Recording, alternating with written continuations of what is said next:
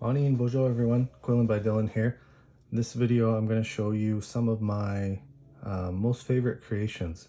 Been quilling since November 2021, so this is a little over 2 years of trying different things and creating. So I just wanted to highlight some of my favorite things that I'm most proud of and that I've kept over the last little bit. So starting off is this quilled poppy. When I first started, again, this is small, you can see just over 2 inches or so in diameter. And it's got beads around the outside. But you can see the red quills, black quills in the middle, and this is actually a pin. So when I first started, I made quite a bit of pins. And it's backed with deer hide, which is a suede finish on that leather. So wore this to Remembrance Day the following year. Super happy with how it came out. The beading and all the line work and everything is nice and clean and consistent. I made a few of these and actually sold a few. So again, happy with that quilled poppy. I know you see a lot of beaded poppies, but not a ton of quilled ones. So that's one example. Another thing, this is probably the one that I wear the most. It's this, as you can see here, it's a bolo tie, but it's of a sparrow. And it's like a traditional tattoo, you know, that old school American type traditional colorway, the red, the blue, the yellow, the black. And then if you can see some of the quill work there, it's small and detailed. Super happy with how this one turned out. Again, backed with the same deer hide. And this is something that I wear to ceremony. I've worn it to important meetings, meeting with other First Nation communities, other local politicians and everything. Wore it to the AFN, worn it to powwow, many other different events. It's one that I'm super proud of to wear and represent. I am Magizi, which is Eagle Clan, so closely related, Bird Clan, Beneshi. So again, super happy with this bolo tie. I wear it all the time. I love the colors of this. As you can see, I've got some tattoos, so it kind of fits my personal vibe, which is kind of neat. Yeah, so that's wearable pieces. That's the bolo tie. Let's set it over here. Next, I will show you just a personal favorite one. If you don't know, obviously big fan of the Bills, Buffalo football. The weekend was kind of shitty, but we'll move past that. I hope we see Baltimore in the Super Bowl. But my other favorite team is the Chargers. So I quilled this logo. You can see the blue and the yellow. Again, with the beading, I love to do the beading edging. I find it super satisfying to see it all stacked up like that, nice and neat. And then this one, I don't have a proper lanyard for it. It's just a simple piece of material there, and then backed with some fake leather. Just a simple loop, but this is one that I'm proud of. It shows, I like this one too because it highlights the bark quite a bit, which is kind of nice to see. Most quill pieces, there is a lot of negative space, if you want to call it, that shows the bark a lot. So go Chargers go. I know we just got Jim Harbaugh bolt up, so everything should be good there moving forward, hopefully. Knock on wood. What next? I have, so the next two are more meaningful in the sense, this is another necklace, lanyard, the MMIG W2S, so the Missing and Murdered Indigenous Women and Girls and Two-Spirited, the red hand symbol, No More Stolen Sisters. That's been a movement that's taken hold positively across the country. The events in May that where awareness and to the fact that our Indigenous women and girls go missing, they're kidnapped, their cases are unsolved more than any other types of persons in the world. And so the red hand is symbolic of remembering them and doing what we can to honor them. Again, beaded edging. This is backed with actually pigskin leather. And then I just found this little necklace bit on there, but I like this one. It's one of my bigger pieces. It's nearly, that's 4+ inches wide. But I like how when I did the hand here, you know, when you hold out your hand, it's got the creases when you fold and when your knuckles. So I tried my best to imitate that with the quills.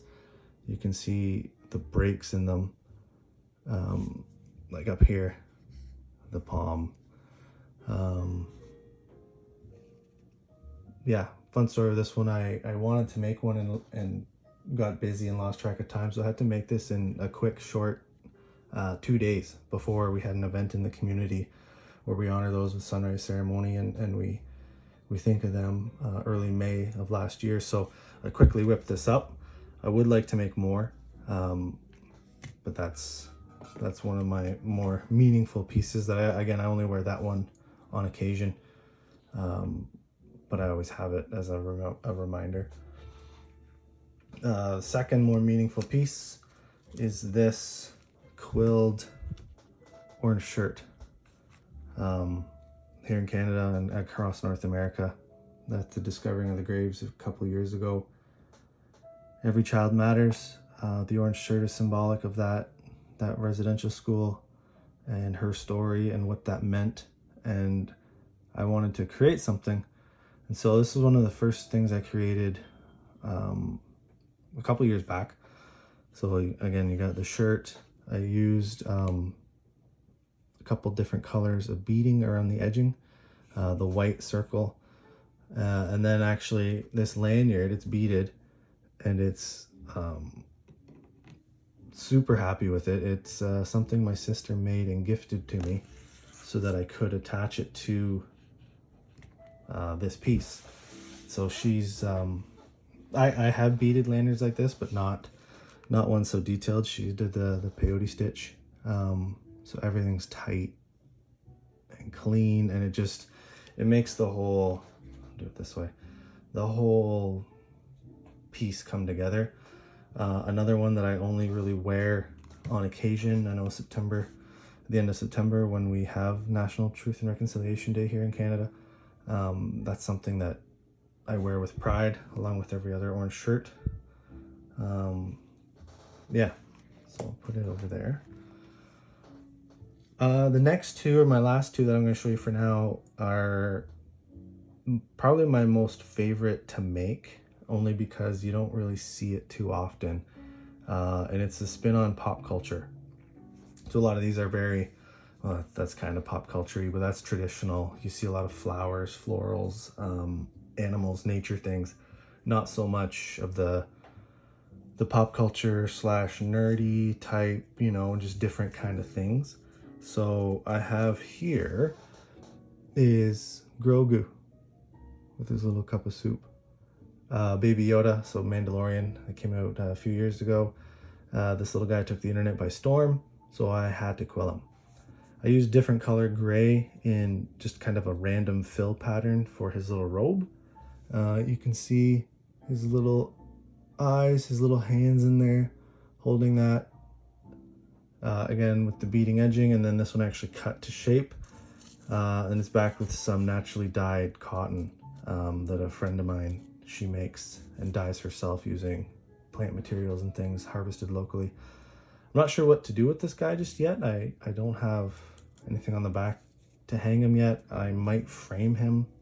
But yeah, he's my little Grogu. I do want to make more Star Wars pieces, kind of have a little collection, but he's just been hanging out for a while, and I don't know, he's a good showpiece that if someone's new to Quillwork, you can kind of pass this around and you can explain how the quills go, and they can touch it and feel it, and it's not big and cumbersome. So that's Grogu. And another piece is my framed, try not to get a reflection there, Mario.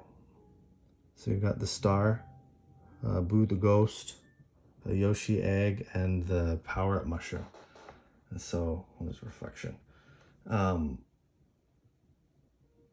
I framed that, quilled all those, so it's the piece of bark, and then this is sweetgrass in here. And this one I'm most proud of because it was my first take at really something modern, and I have plans to do more little character type icons like this. See each quill there, the detail. Boo's teeth were hard to get in there because it's very tiny, but as a frame piece, I'm super happy with this one. I plan, and I could take it out of the frame and do some finish work on around the edges if I wanted to, but it kind of just lives at the house here on a shelf where I've got a bunch of collections. Yeah, so that's kind of a quick snapshot tour, if you want to call it, of some of my most favorite things that I've created. I have created some cool things that have been commission pieces or they've been gifts for others, so I don't actually have them with me, but I have pictures of them on my Instagram. And I hope to keep creating new and exciting pieces that are more in the lines of pop culture. I'm currently working on a tattoo style snake, which is, it's been a slow go, but it's similar to this sparrow where, again, a bigger piece, but here's its progress so far. I got the red all done there earlier this week. So next will be black to fill in the body. So you can see I've still got quite a bit to go, but it's going to be a wall hanging piece. So I'm going to cut it to shape and then hang something. But it's, again, one of my larger pieces compared to Grogu, let's say. Yeah, so that's this video. I hope those of you that are watching it enjoy these, and that if you have any questions or anything, feel free to reach out. I'm open to sharing and passing on the info, and I appreciate the support. Miigwech, Bamapi.